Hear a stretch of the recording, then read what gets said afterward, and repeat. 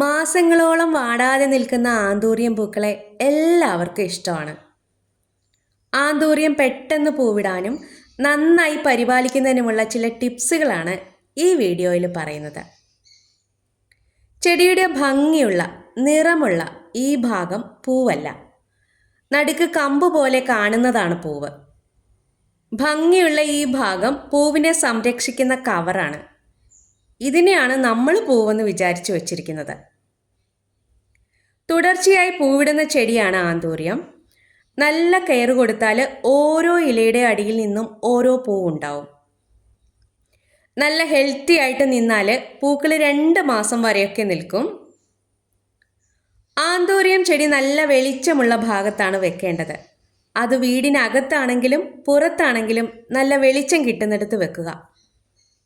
വെളിച്ചം ശരിയായിട്ട് കിട്ടിയില്ലെങ്കിൽ ഇലകൾ കടും പച്ച നിറത്തിലാകുകയും പൂക്കൾ ഉണ്ടാവുകയും ചെയ്യില്ല.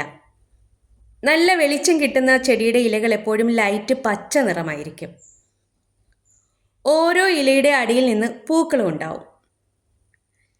ചെടിയെ വെയിലത്ത് വെക്കരുത്. സൂര്യപ്രകാശം അധികം കൊണ്ടാൽ ഇലകൾ മഞ്ഞളിക്കുകയും തുമ്പറ്റം കരിയുകയും ചെയ്യും. രാവിലെയുള്ള വെയിൽ ചെറുതായിട്ട് കൊണ്ടാൽ മതിയാവും. ഇനി ചൂടും തണുപ്പും ഇഷ്ടപ്പെടുന്ന ചെടിയാണിത്. വേനൽക്കാലത്തെ ചെടി നന്നായി വളരുന്ന സമയമാണ്. അപ്പോൾ ആവശ്യത്തിന് വെള്ളം കൊടുക്കണം.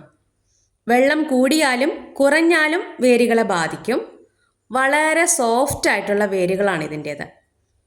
വേരുകൾക്ക് എന്തെങ്കിലും ഇൻഫെക്ഷൻ ഉണ്ടായാൽ ഇലകൾ സ്റ്റിഫായിട്ട് നിൽക്കില്ല, തൂങ്ങി നിൽക്കും. വെള്ളം കെട്ടിക്കിടക്കാനും പാടില്ല, ഡ്രൈ ആകാനും പാടില്ല. വീട്ടിനുള്ളിലാണെങ്കിൽ ഒരു 4-5 ദിവസം കൂടുമ്പോൾ വെള്ളം കൊടുത്താൽ മതിയാവും. ഇനി ആന്തൂറിയം ചെടികൾക്ക് ഒത്തിരി വളം ആവശ്യമില്ല. അധികമായി വളം ചെയ്താൽ അത് ഇലകൾക്ക് കേടുപാടുണ്ടാക്കും. മാസത്തിലൊരിക്കലോ 2 മാസം കൂടുമ്പോഴോ ലിക്വിഡായിട്ടുള്ള വളം നൽകുന്നതാണ് നല്ലത്.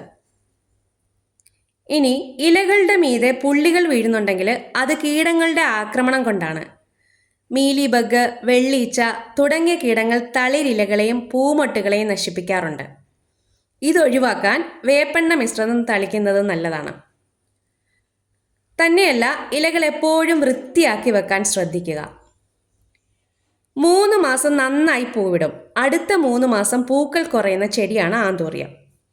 പൂക്കൾ കുറവുള്ള സമയത്ത് ഉണങ്ങിയ ഇലകളും പൂക്കളെയൊക്കെ മാറ്റിയിട്ട് ചൂടൊക്കെ ഒന്ന് വൃത്തിയാക്കി കൊടുക്കണം. 2 വർഷത്തിലൊരിക്കൽ റീപോർട്ട് ചെയ്യാം. തൈകൾ തിങ്ങി നിറഞ്ഞാലും ചെടി പൂവിടാറില്ല. ഒത്തിരി ഭംഗിയുള്ള ഈ ചെടിക്കൊരു ദോഷം കൂടിയുണ്ടേ. ഇതിൻ്റെ ഇലകളിലും പൂക്കളിലും ഒക്കെ വിഷാംശമുണ്ട്. കുഞ്ഞുങ്ങളും അതുപോലെ പെറ്റ്സും ഒക്കെ ഉള്ള വീട്ടിൽ ഇതൊന്ന് പ്രത്യേകം ശ്രദ്ധിക്കണം. അപ്പോൾ വീഡിയോ ഉപകാരപ്രദമായാൽ ഒരു ലൈക്ക്.